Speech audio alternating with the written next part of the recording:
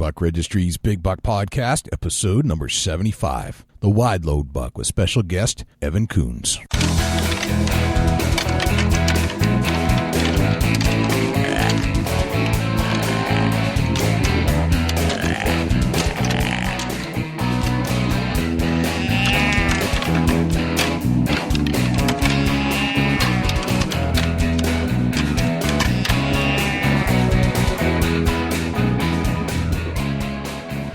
Big Buck Registry is a virtual museum of hunting stories. We preserve a piece of Americana by interviewing and recording hunters about their hunts and experiences from across the country. And who knows, maybe we'll learn a thing or two along the way that'll help us take our hunt to the next level. Hi, this is Joel Maxfield from Matthews Inc., and you're listening to my favorite podcast on the internet, the Big Buck Registry's Big Buck Podcast. Hi, I'm Greg Rich with Hunt Masters. You're listening to one of my favorite podcasts on iTunes, the Big Buck Registry, Big Buck Podcast. This is Jana Waller from Skullbound TV, and you're listening to my favorite podcast on Stitcher, the Big Buck Registry's Big Buck Podcast. Hey, everybody, this is Jay Scott, your host of the Big Buck Registry's Big Buck Podcast. Thanks for tuning in once again. I am psyched to be with you today, and I'm glad you're tuning in and listening to us right now. It's been kind of an interesting recording challenge this time around. We've lost power in the studio.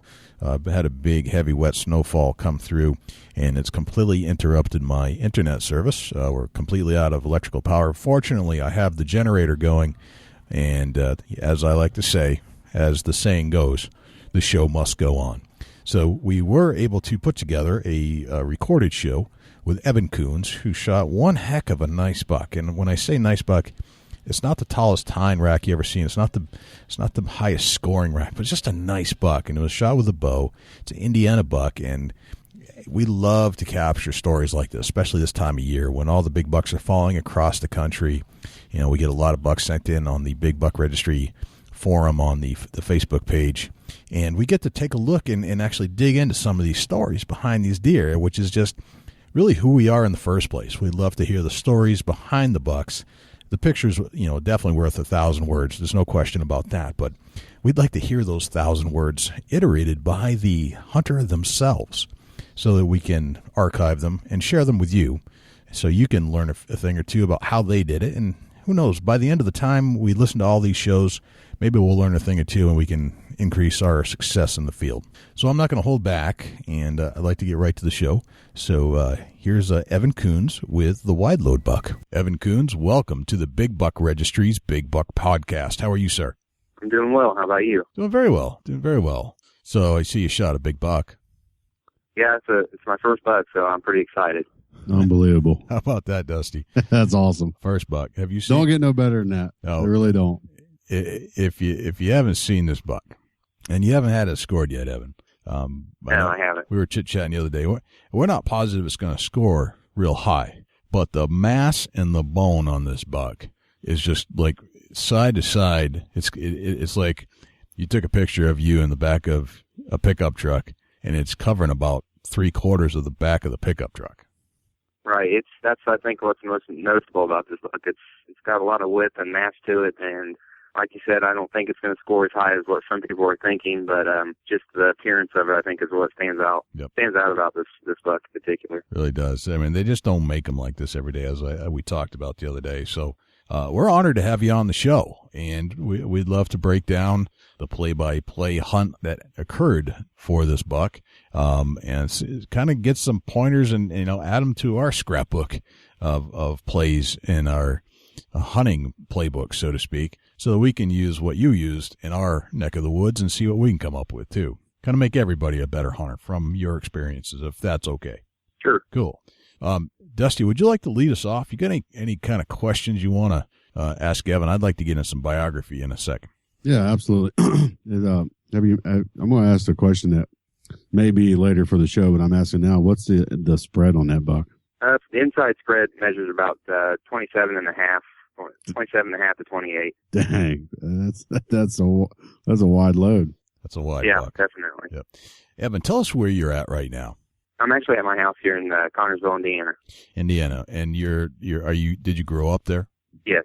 Tell us about how old are you now? 30 years old. 30 years old. And you were born and raised in Indiana as well? Correct. All right. So I was born in Oxford, Ohio, but that was just where the hospital was. But I've been living in Connersville my whole life, and all family and everything is right here in Indiana. So. Okay. All right. So what was life like growing up in your part of Indiana? Pretty laid back, a farming community, small town, just kind of, close with family and friends, that tight-knit group, just kind of small town atmosphere. Okay. But I like it, so. Gotcha. How many are in the population of the town? I think somewhere between 15 and 20,000. Gotcha. All right. So, a decent community, decent size. And were you a popular kid in high school? I guess, yeah. I mean, maybe not the most popular, but had quite a few friends. All right. Any sports? Anything outside of hunting? Played basketball and baseball all through grade school and through middle school, but when I was in high school, I didn't play any sports. Gotcha. All right. So that's the good biography stuff. And I just want to let you know, Evan, that I have, in fact, posted your picture again on our Facebook page, and it's the one in the back of the pickup truck. So I'm getting a lot of questions coming in from our audience. So I've got a lot of questions to kind of drill you on a little bit from the audience themselves. Okay. There's one in particular that keeps showing up right now, and it's coming in from the ladies. I think they want to know if you're single. Single? Yes. Oh, there we go. All right. So let's get into some deer hunting. You don't just come across this buck every day. It takes some work. It takes some energy. It takes some planning and strategy. Tell us about where you hunt generally in relation to your house. It's actually, I live right here in the edge of town on the east side, and the woods that I'm hunting is actually more eastern into Fayette County, which is Connersville. Heading more eastern, east end of the county, has a cornfield and a bean field, and I'm hunting like an L-shaped woods in between the fields. Okay. You got GPS coordinates for that? No, we don't do GPS coordinates on the Big Buck podcast. It's very bad. Yeah, that's a trick. Don't fall for his tricks, Evan. He tries this all the time. All right. So what do you do for a living, Evan? I work at a hospital in Richmond, Indiana. I've been there 7 years. I work in the business office, working with the patient accounting system. Gotcha. So the reason I asked that question is because I want to know how it relates to hunting. It doesn't relate to hunting at all. Okay, but it does allow you. Go ahead. Yeah, if someone judged me off of what I did for a living, they would probably. I'm kind of the total opposite when I'm outside work. So. Gotcha. The profession allows you to get in some hours for hunting, though. That's clear. Yes. Cool. That's the kind of professions we like, right, Dusty? Absolutely. That's what we like to hear. Okay, so you're hunting in your area. It's not like you traveled outside. I mean, you're in your home state. You're hunting your home land deer. Right. I mean, from my house to where I hunt, it only takes me about 5 to 10 minutes driving time to get there. Okay. See, now it's interesting because you think sometimes you have to drive a long way to shoot a big deer, but sometimes you don't. It just depends. And so there's a preparation. How long have you been hunting overall? This is actually for a solid year. It's my only second year. Okay. This is blowing me away. Hey, are you feeling this, Dusty? Yeah, absolutely. It's one of them things where, what he does for a living and what he does in the whitetail woods is two different things. And, that's what makes for a unique story. And we're going to hear it here. And, it's an incredible buck. And I'm curious to get to the story of how this all come about and, going from a businessman to the woods. So this is your second year hunting. And this is your first buck. Right. And, growing up, I didn't have anybody in my family that hunted. So that was something I was always kind of interested in, but didn't really have anybody to take me or kind of, learn the ropes from anyone. So I actually moved into my house here. I've been here about a couple of years. My neighbors are, they're into hunting and always have hunted. And so I've learned quite a bit from them. And I did gun season last year, didn't get anything. And then over the summer, my neighbor's son, Jacob, he got me into bow hunting, and so I went and bought a Matthews bow and practiced over the summer, and then just, that's how it came about my first year of bow hunting this year. So kind of just give you some background here. Gotcha. So it was all gun last year, and your family didn't hunt, so you kind of had to make this stuff up as you went along. How much did you rely on your neighbors for learning some of the things, or did you take to the books? Did you listen to podcasts? How did you kind of get into it to the point where you felt comfortable enough to go in the woods? A lot of it was just learning from friends and my neighbors, asking them questions, and then some research online as well. So just kind of, and I've always been an outdoorsman, just as far as just enjoying being in the woods. I love it. Anything having to do with the woods. I've always grown up loving walking through the woods, fishing. I've always been a big fisherman, so anything outdoors really for me. Okay, so you're an outdoorsy guy to begin with, right? Then hunting came along, and you tried some things last year. What were some techniques that you used last year that you tried that are different this year? Did you make some mistakes last year that you learned or built upon to make this thing happen this year? Last year, the hunt was kind of last minute decision. I actually borrowed one of my neighbor's ladder stands, set me up last minute, facing the cornfield, and didn't really have a lot of scouting or anything through the woods that year to really, know if it was a good spot. So it was kind of a guessing game on where I was placed. Only saw a few doe. Last year, walking along the field, had one buck, pretty large buck, come behind me, but never had a good shot. So other than that, I didn't get a deer last year. But this year, I'd say the difference maker was went into the woods, before the season. Tried to figure out where the best place would be. Kind of learning from my mistakes last year, not doing my homework, and so this year just try to what I noticed last year and combination of what I was noticing this year, change spots on where I was located. So. Gotcha. What kind of terrain are we hunting in? Are you along a tree line? You in the woods? Tell us what you got going on there in Carnersville, Indiana. There's in where I'm hunting. There's the middle section. It's a lot thicker. There's a creek that runs through it, and that woods runs perpendicular. There's a cornfield on one side and a bean field on the other, and then it L's on the backwoods, and it's a lot more open, not thick at all. And that's actually where I was hunting when I got the buck. I have one ladder stand up in the thick stuff, and then I have a climber what I was in when I shot the buck. No kidding. Is the creek pretty big, or is it just a small creek? Small creek. Gotcha. You say you was in a climbing tree stand? Yes. Any particular brand? Summit Viper. Gotcha. How did you decide on this area?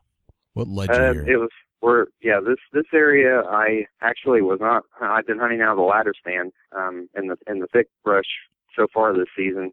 And then actually this past Friday night, I actually shot at another buck, and it's much smaller than the one I had. And I actually hit it, but it's probably about a 45-yard shot, a pretty long shot. And I went and grabbed my neighbor, Jacob, and we went back out there that night trying to track him, but we never could find him. We went back out Saturday morning, again trying to track him through the woods. No luck. But as we were trying to track him, we were walking through the woods. We found a solid rub line and several scrapes, which led me to where the spot is in the backwoods for the climber.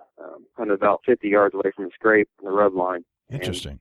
So kind of how I got moved to where I had success. Technically a missed shot that led you to this spot. So it was kind of like Correct. Scouting unintentionally to this area. Yep, like a last-minute scout. Gotcha. Not planned, though. Kind of happens. Right. Is it private land or public land that you're hunting? Private. Private. And a permission slip kind of thing where you have to go up and ask permission, written permission? Family owned. Family owned. Okay, so is it your family? Yep. Okay, that helps. That definitely helps. Absolutely. So is your family in this land? How much acreage do they own?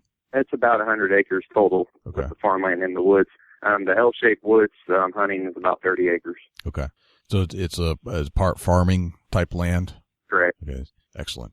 Always helps to have a family member with some farmland. That's for sure. Right. Tell us a little bit about your gear setup. What do you wear as far as camouflage? I had on the camo coveralls that day. It was going to be in the low 40s, but dropping into the 30s. And I had face mask on, camo face mask, gloves, and then the camo boots as well. What camo do you use? Realtree.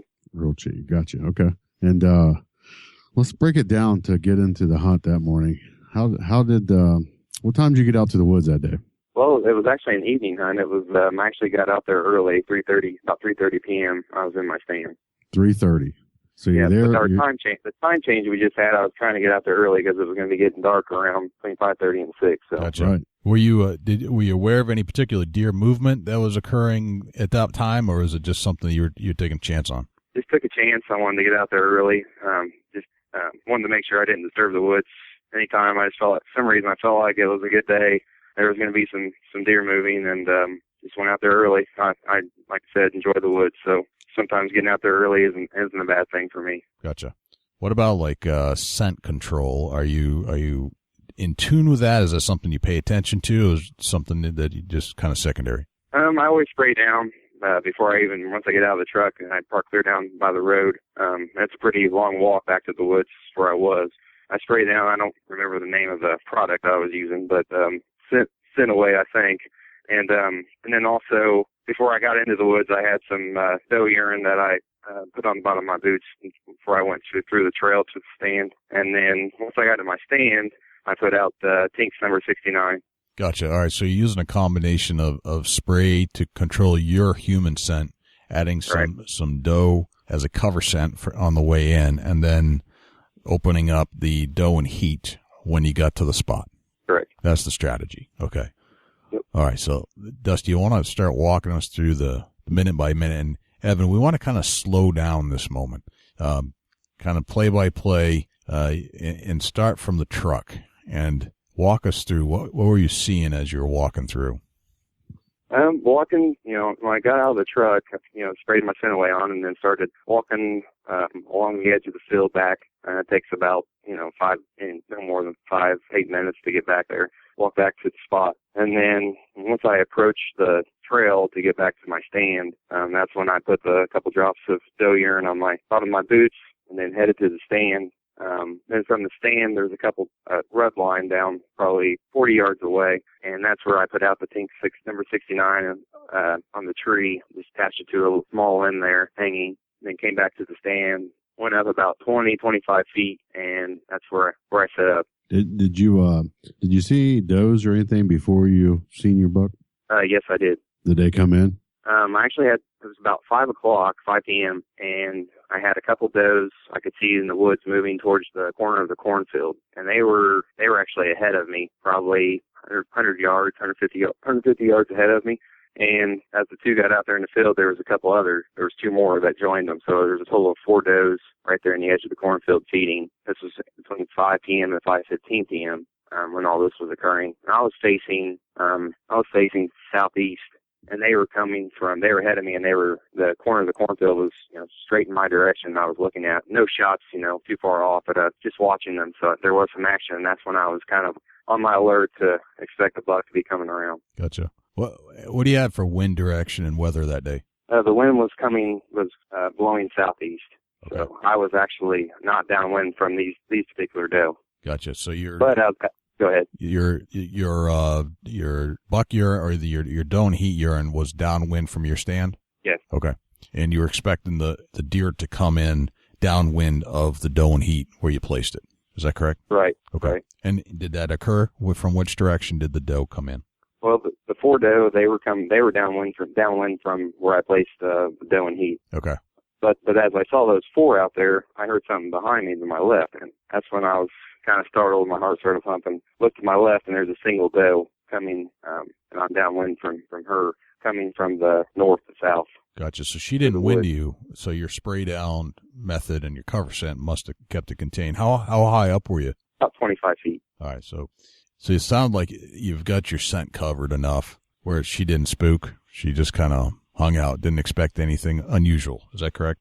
Correct. And as I watched her coming in, all of a sudden, another deer coming from behind her came up through the ridge, a little small ridge, and that's when I saw the antlers. So he was only, I would say, 40 yards back from her, just following her in. He wasn't chasing her, he was just following her. And that's when, the adrenaline started pumping because I knew it was a decent-sized buck. Gotcha. Now, did they cross any of the trails that you made on the way in, or was it completely separate? Completely separate. All right, so they're on the other side of the trail that you Right, covered. they're behind me. Yep. Gotcha. Okay. And she actually kept coming right pretty much directly to my tree, and he kept following her, and that's when I was just focused on him, and just, I was already standing in my climber, so I had, everything was kind of ready, as I needed it to be. Didn't want to make any last minute movements, so I was standing, and she got right up to the other side of my tree where I couldn't see her. I was facing north, but she was on the other side of the tree. I was just focused on him, and he was probably I'd say 25 yards from my tree, and she stopped right there on the other side of my tree. Must have stick-picked my scent up because she spooked and ran. And that's when I said to myself, well, this is over, because he was probably 20 yards from my tree, and I was looking right at him. He was kind of looking right towards my direction. He watched her spook and run off, and that's when I was like, well, he's going to know something's up and probably take off too. Well, right when she ran off, I was just looking at him. We had probably a 10-minute stare-off pretty much. He sat in that one spot for 10 minutes. I was sitting there. The release was already locked in, standing there, and my heart was pounding out of my chest. Legs went numb. And he was looking to the left, looked to his right, licking his nose. At one point, he looked right at me. I just closed my eyes and just tried to tell myself to breathe. He was looking directly straight on. So, I was looking at his face and his neck. He wasn't broadside to me at any point. So after 10 minutes, he finally, go ahead. 10 minutes of the stare down. He's straight on. Yep. And he's looking around. He watched the buck run off. He actually looking side to side. Doesn't sound like he's particularly scared or anything or spooked, but he actually looked right at you. You just closed your eyes. And why did you close your eyes? Just to try to tell myself that I need to breathe and not sit there and focus on him. Just trying to talking to myself in my head, trying to get myself together. Do you have any cover around you in your stand, like trees or is it open? Tell us about my area right there was completely open. Okay. So there's actually a picture on my Facebook page before all the buck pictures, and that's actually pretty much right where I ended up shooting him. It's completely open, very easy for a deer to spot me. But I was hoping that the height in the tree was gonna be high enough to where they wouldn't be able to. Right, but he looked right at you. So you must have been like, I'm done. Oh yeah, when he looked right at me, I was like, well, I'm done. He spotted me. He's going to take off any minute. Then he ended up looking back down, and you could tell he was he could tell he was smelling because he got his nose up in the air, and he was trying to pick up something after she ran off. But after that 10 minutes, finally he put his head down, started feeding a little bit, and then walking straight south to a little bit southeast. And that's when, as he started walking, I drew on him, so I was ready. And once he got into an opening, made a noise on purpose to get him to stop in his tracks, and that's when I was lined up on him and shot him. It's like textbook. That's awesome. And you're shooting carbon arrows. And how far was the shot? I'd say the shot was around 30 yards. 30. And had you pre-screened the area with like a rangefinder, or were you just confident with your bow? I was pretty confident because in my backyard here with my neighbor, he's got a couple of targets back there, and we've been practicing all summer different ranges, measuring them off. So I kind of just knew off just judgment from just eyeing it that I was within my range for my first pin. Gotcha. That's fantastic. So what happened next? So you shoot the deer and you hit him broadside as he's turning. Broadside, and he's a little bit too far back. I mean, it wasn't a heart shot, but it definitely took both lungs. Okay. So his head was to the left and his tail was to the right, and is that the broadside we're talking about here? But his head was facing kind of a little bit southeast, but mainly south. Okay, which would more or less to your left or to your right? East. Okay. He's on my left. Okay, so his head's on the left of more so on your left side, and the tail's on the right. Is that correct? Well, he's kind of I'm facing east, and he's facing south. Okay. South. So he's a little slanted away from you. Yep. Okay. Yep. All right. Gotcha. So he take the shot. I thought, took the shot, saw the arrow go right through. I knew it was a decent shot, and kind of felt relieved once he took off. I was just hoping I didn't get a gut shot, which I luckily did not. It was a lung shot, and he ran about 65 yards, and that's when he went down. I couldn't tell for sure. I didn't have any binoculars on me, but I thought I saw his lights on him where he collapsed, and definitely realized once we tracked him later that where I thought he was is where he was. So I think it was a pretty quick death. We didn't go out and track him for about an hour and a half afterwards because I didn't want a chance jumping him up again. Yeah. Did you hang out in your stand for that amount of time? Did you just get down and head back to the truck? I was just trying to get myself back together after I shot him and right. everything. I texted a couple people and my dad and Jacob, my neighbor. Texted them, said big buck down. I waited 30 minutes in my stand before I climbed down, and then then we kind of went over to where I shot him to try to find the first blood, just so when we came back out, I could kind of pick it back up and marked it, and then walked out, drove home, picked up my neighbor, called a couple other of my buddies that met me back out there, and my dad met me out there, and that's when we drove back to the edge of the woods line and had spotlights and started tracking. Gotcha. All right. And the track didn't last very long. He was only 65 yards, correct? Right. Yep. Right. Yep. So you had him. And he was shot at about those. I don't know if I put times on him, but those started coming about 5:15. I shot him at 5:20. So it's dark by the time you guys come back. Yep. Gotcha. A few flashlights and a direction and a blood trail. Sounds like. Yep. That's all we used. And so we were following it. It was a pretty good blood trail, so we followed it, and we were probably 15 yards away from it, and that's when one of my friends shined the light around and shined it right on. He was like, oh, there he is. So that's when we ran over to, found him, and that's when I realized how big of a buck he really was. Everybody was just in shock. What'd you do? Did you when you first got down there? Did you pick up the antlers and feel the weight? Oh yeah, get some pictures. How did it feel in your hands? It felt awesome. I was kind of felt like I was in a dream. Didn't really feel real since it was my first buck, and I was just hoping, really honestly, to put an average buck underneath my belt for my first one. But obviously that didn't go as planned. So now I started kind of at the top, and so now I'm thinking, with the seasons to come, I'm gonna be letting a lot of bucks walk because kind of turned me into a trophy hunter, I guess. That's awesome. That is amazing. All right, so how'd you get the buck out of the woods? Well, I had a total of I had 3 friends, my dad, and myself, and so we had 2 guys shining lights. Me and another friend pulling one side. I was on one side of the antlers, and one of my friends was on the other side, and kept pulling them. And then we'd have to take breaks, but we got him out pretty quick. Luckily, he wasn't too far from the edge of the field where he collapsed. So once we got him out to the edge, I backed my truck up there, and then that's when we all had to kind of help load him up in the back of my truck. Gotcha. He ended up, after field dress, he weighed 205. 205. That's a big deer. That's a great deer. Awesome. Evan, congratulations on that. That's fantastic. Very, very cool. Appreciate it. All right. I'd like to just kind of run down a couple things here. I've got some questions that I'd like to throw at you from our community here, if that's cool. Okay. All right. So Matt Keppard wants to know, does this buck have a brother? I don't know. There's actually been rumors flying the last few years from people that live out there that they've seen, a couple of nice-sized deer out there. I don't know if this is the one I've got. Unfortunately, like I said, this is only my second year kind of tracking the area, so I guess with the months to come, I'm still going to continue. I have a trail cam. I'm going to start utilizing that a lot more to see, try to see if I can see if there is some more large bucks out there. And then another thing is, I'm kind of interested to see how old this buck is that I got this year. Actually took it to get processed, and the guy that went out there noticed most of his teeth is gone and worn down, so he's going to have the DNR try to age it and see how old. They guess it was about 5.5-year-old buck, but I don't know for sure. So sounds like it'd be nice. I'm hoping that he has a brother out there, but I'm not certain. Gotcha. All right. What did you shoot him with? Now you said it was Matthews. Tell us about your Matthews. How'd you acquire the Matthews? What exact model is it? It's a Matthews Z7 Extreme. Gotcha. And how did you decide on that particular bow? My neighbor, Jacob, he shoots a Matthews Z7, and that's when I was kind of looking online and ended up actually ordering it buying it off eBay with nothing on it, and then went to a local shop around here and put everything on it. Gotcha. Looks like you added a whisker biscuit, if I'm not mistaken. Can't quite see your sights from the direction I'm in, but it looks like you're shooting carbon arrows, and that's about it. Pretty straightforward. Right. Gotcha. What about your release? What are you using for a release?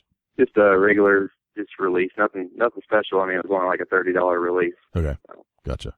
All right. So the next question is from Gene Shaksher. Wants to know, were you nervous before the shot? Oh, definitely. Like I said, my legs went numb. Heart felt like it was outside of my chest. But I was I'm a pretty laid back guy, and usually don't let too many things rattle me in those kind of moments. So, not gonna take it away that I wasn't nervous, because I definitely was. But once he started moving again, that's when I was just trying to not focus on the rack. I wasn't really looking at that. That's why I think I was so surprised when we came up on it and found him. He was so big. I was just trying to focus on getting the shot off. What did you do to calm yourself down? Pretty much when I focused, when I closed my eyes, that's when I really started focusing on deep self-rest, and that kind of slowed my heart rate down some. So Gotcha. Just breathing, I think. So you actually not forgetting to breathe. You mentally focused on your breathing pattern. Instead of breathing heavy and fast, you just get back to a normal, steady, breathe deep, relaxing kind of state. Interesting. Gotcha. All right. Next person, Tate Wallace wants to know if this is a Kentucky buck. Kentucky buck? Yeah, it wants to know if this is a Kentucky buck. I think we answered that. This is an Indiana buck. This is an Indiana buck. Yep. Born and raised right on the family farm. So that's an Indiana buck. Right. Michael Lucier wants to know, can you smile any bigger? Yeah, I don't think so. I don't think so, man. That's one to talk about forever. What state, and can you use bait in the state? Well, we know it's Indiana. This is from Christopher Smiley. What can you bait in the state of Indiana? I don't believe so. I think you can do like food plots and things like that, but I don't believe you can bait them. Okay. And you don't do any baiting, I take it? Nope. Okay. Ashley Darst wants to know if you have a room in the stand beside you. If what? Sorry. Do you have room in the stand beside you? Oh, no. not a buddy stand. Not a buddy stand. All right. Let's see. Eddie Starrett wants to know if he can come hunt with you. I guess that would be up to you and the family. All right. What did he score? All right, let's talk about scoring for a little bit. Okay. Clearly, this, and Dusty, chime in here. This buck is well beyond the ears, just huge. So, what do you think this is going to score, Dusty? It's hard to tell. That's a big spread, and I don't want to guess. Let me look it over some more here. I've been studying it this whole podcast, and I mean, it's a nice buck. The main beams pretty much fill up your whole hand. I mean, that's could be a 2-inch diameter almost. I think so. Yeah, I can't even get my hands around where it's the widest with the main beam. Okay, and the spread is pretty wide. Here's how I kind of score a buck, and this is just from a picture, and it's never completely accurate, but it's quick. I always take, if it's beyond the ears, I automatically give it at least a 120 base. And in this case, because it's so wide, I'm going to go 130. And then I just start adding inches. So it looks like the G1s, you're probably, 4 inches on each side? 4 inches.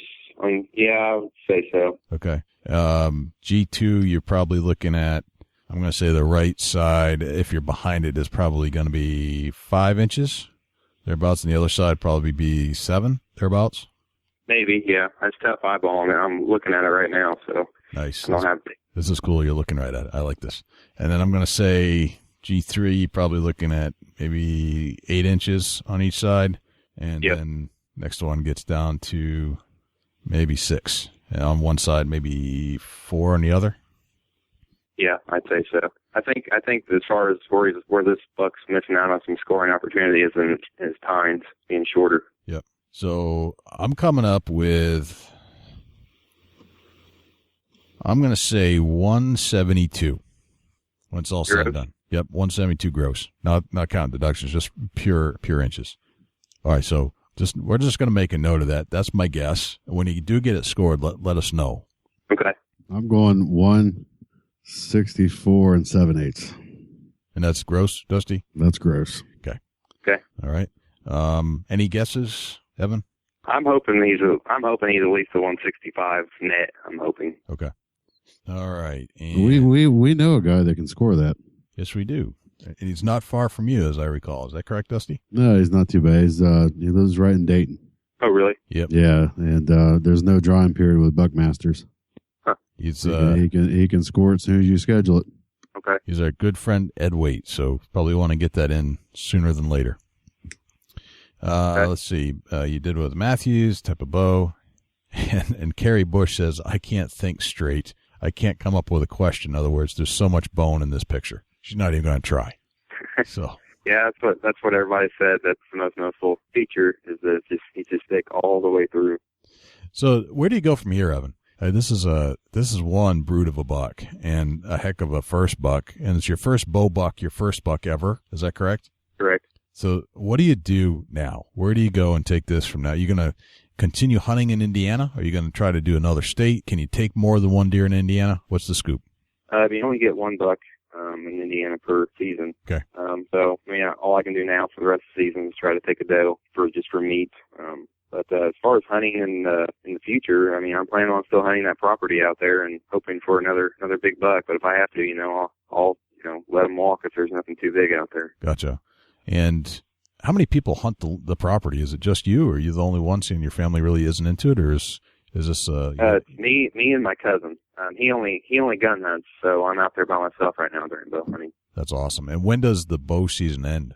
Bow season goes through till January 1st, I believe, but gun season actually comes in the 15th of November. Okay. So October 1st, bow season kicked off, and then gun season comes in the 15th. Well, I'm glad you're able to get out there before the gun season kicked down. It's pretty cool. Go ahead, Dusty. Are you guys able to use rifles in Indiana?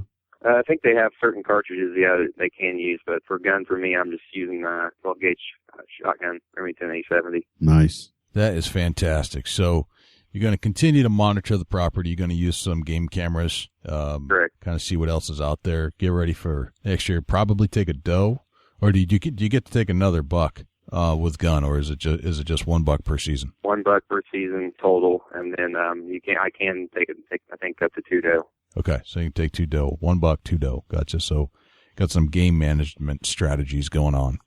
Right. Well, that's awesome, Evan. Congratulations. Just a fantastic buck and a great story to know that this is your first buck with a bow, and that you killed just this monster of a buck so early on in your career, and that whatever you did, whatever you studied, whatever your plans were between scent control and all that kind of stuff, it worked. And you're an outdoorsman, so I think that kind of helped you out a lot.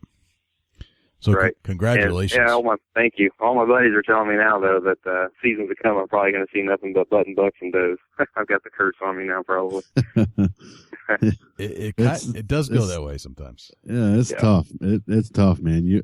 I'm going to speak from experience and not saying that it's like this for everybody, but I was fortunate enough to harvest a great buck in 2010, and the next year I ate tags too because everything looked small, Right.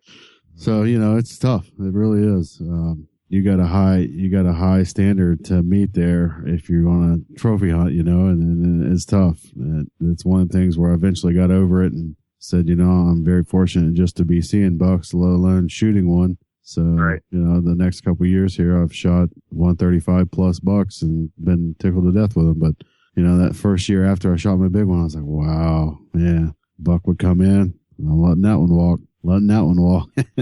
Yeah, I have a feeling that's what it's going to be like. It was tough, man. It really was. And I wish you the best of luck in the woods, though. Thanks, I appreciate it. Yeah, I feel really blessed just to, like you said, seen one, let alone shoot one. Yeah, absolutely. Now, Evan, you didn't get a chance to monitor this buck for too long before you saw it. In fact, probably the first time you ever saw it was in your stand. Is that correct? That's correct. Did you give it a name? No, I haven't. I need to. Dusty, you got any good names running around your head? Wide load. Wide load. All right. Wide load. Wide load. I like it. Okay. Yeah, he's so wide he needed a sign on him coming through the woods. The wide load buck. All right, that's your name. That's your name, Mr. All Buck. right. The wide load that's buck. Fine with me. All right. Awesome. Well, Evan, this has been fantastic. Thank you for giving us some insight on how you did it. And we're going to take a couple of those tips, and just know that that new experience, that beginner's luck, so to speak, truly is out there. But I think what we're always trying to do is figure out how to create that beginner's luck over and over. And we probably get into some patterns that are probably not great as we go through hunting. And I think this element of newness kind of always helps you out a little bit. So I'm glad you're able to capitalize on that. We definitely want to see some more big bucks coming from your property down the road. Yeah, I hope so. Me too. Yeah, you never know. Any final questions for Evan, Dusty? Evan, if there's one tip you could give to somebody that's a new hunter, just like yourself, getting into the hunting, what would it be? I think as far as if they're trying to capitalize on a large buck, is right when that pre-rut or right when the rut starts occurring. When you see a doe and the doe coming in, don't shoot too quick at a doe, because if you do that, then you may be missing out on an opportunity on a monster coming up behind her, and that you could shoot. Usually the big bucks are bringing up the end, and if you don't wait too long, then you might be missing out on that great opportunity. That's a great tip. I like that tip a lot. Don't shoot too soon. not too quick. Let it Right. unfold. See what's going to happen right behind it. Exactly. Wait for the whole picture to unravel. Evan, this has been great. Thank you for spending an hour with us to tell the story. There have been a lot of people asking the question about how did this happen, and now we know. Now we got the whole story. Yeah, thanks for having me. I appreciate it. No problem. Yeah, thanks for joining us. Thanks for joining us. It's always awesome to hear a big buck story. Absolutely. Thanks again. Thank you. Well, awesome, man. Thanks again, Evan Koons. Dusty, how can we find you? Facebook.com/Chubby Tines Outdoors. Check me out at Dusty Huntnick right there on Facebook. Jay Scott, how can the people find you and the Big Buck Registry? All right, this is a mouthful, and we do this every week, but I've got it memorized. So first and foremost, I would like to invite you to join us on iTunes. If you're an Apple user, it's www.bigbuckregistry.com/iTunes. Go to the iTunes channel, give us a review, give us a 5-star review if you'd like the show, and subscribe there to the show. And it's a free subscription, so I don't know why you wouldn't, but you get to be notified every single week when a new show comes out, and you don't have to go looking for us. It'll just tell you when it's there.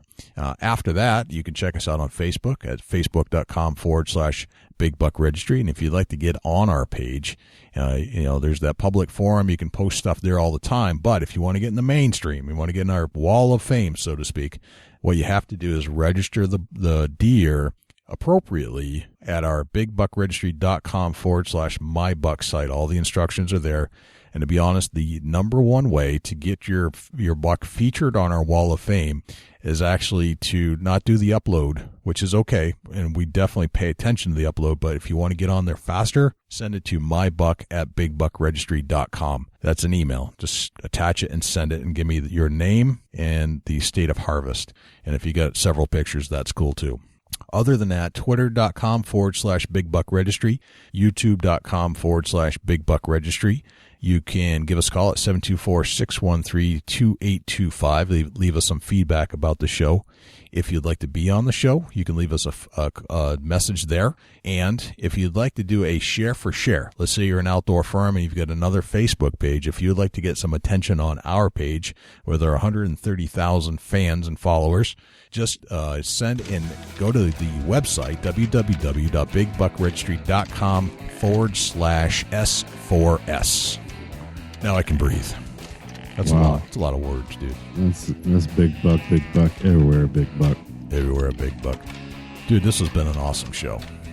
Well, man, I think that's a wrap. I'm Jay Scott. And I'm Dusty Phillips. This is the Big Buck Registry's Big Buck Podcast. See you next week. Can't wait.